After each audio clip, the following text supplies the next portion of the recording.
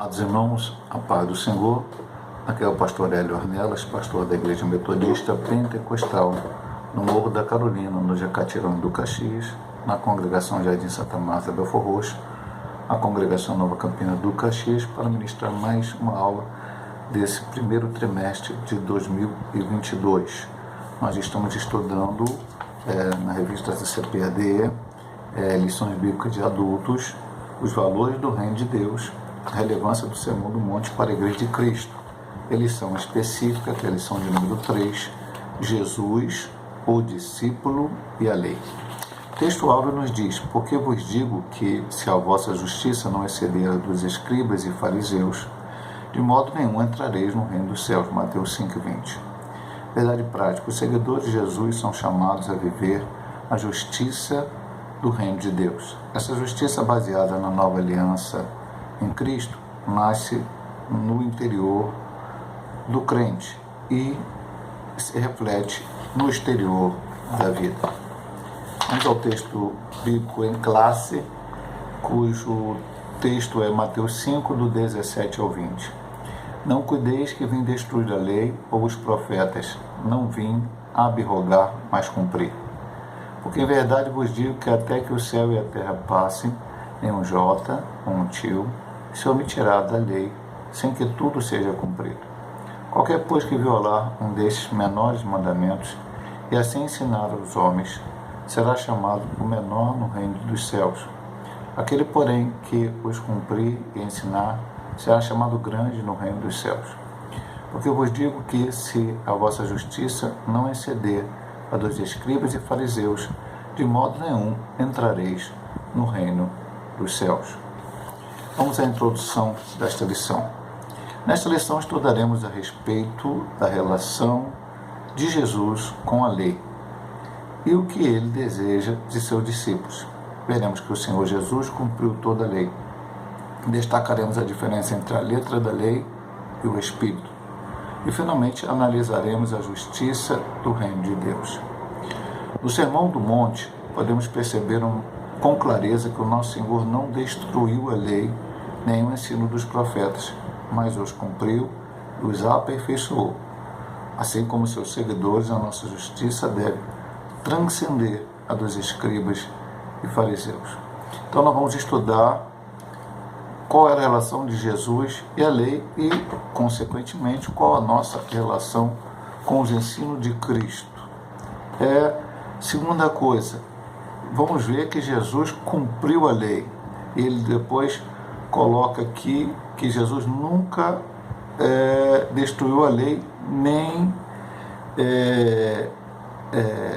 os ensinos dos profetas, mas ele a cumpriu e a aperfeiçoou.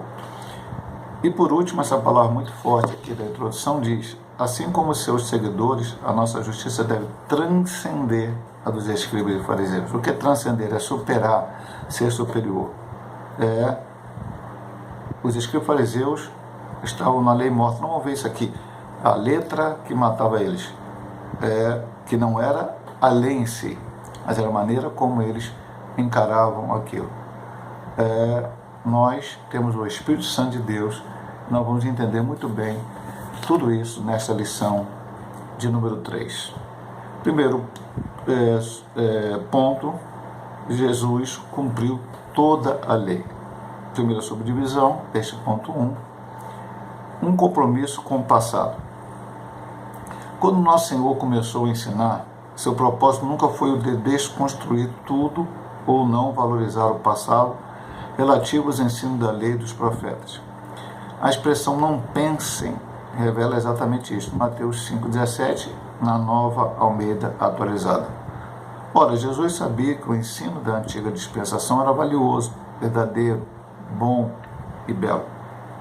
Ele jamais ousara ser um revolucionário, portador de um espírito destrutivo, como o apóstolo Paulo também não, conforme Romanos 3,31.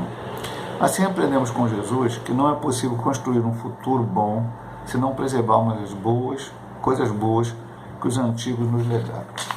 Então, pastor, por que existia a lei?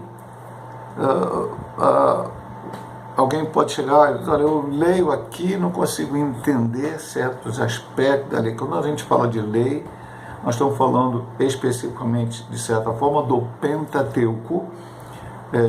Lógico que a gente chama de Pentateuco lei. Gênesis não tem leis, né? Tem aquilo que o Senhor falou lá para Adão e Eva no Éden, algumas outras coisas, mas a lei em si começa em Êxodo, com Moisés, e vem sendo descritiva em Levítico, Números e Deuteronômio.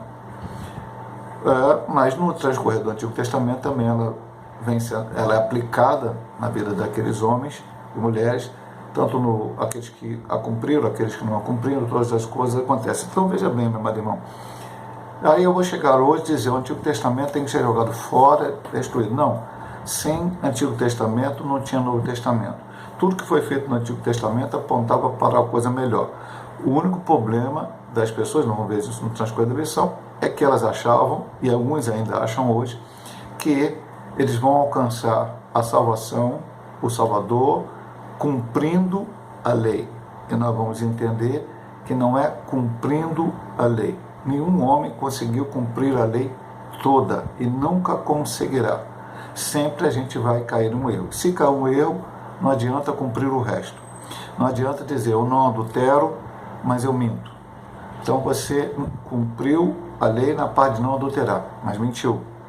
E aí você descumpriu a lei.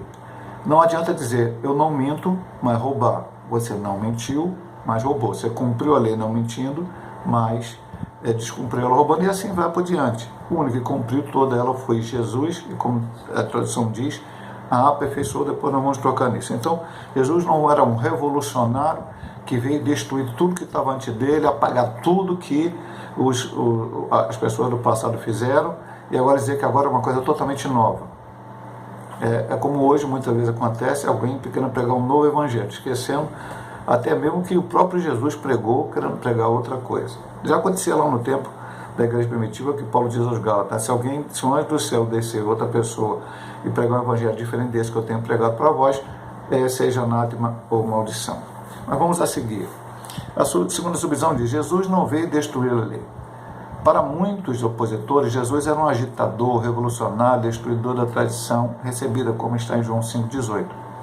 Por isso, nosso Senhor foi alvo de falsas acusações pelos seus críticos, como está em Mateus 26, 59 a 61.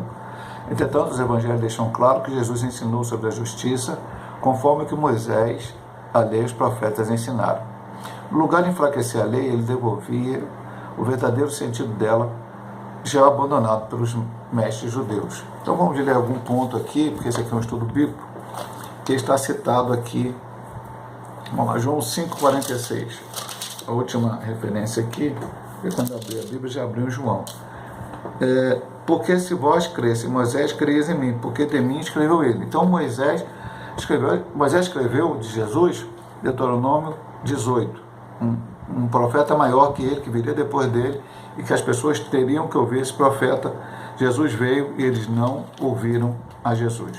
Então, lá na lei estava previsto a vinda do Messias, mas eles não reconheceram Jesus como Messias e o seu ensinamento.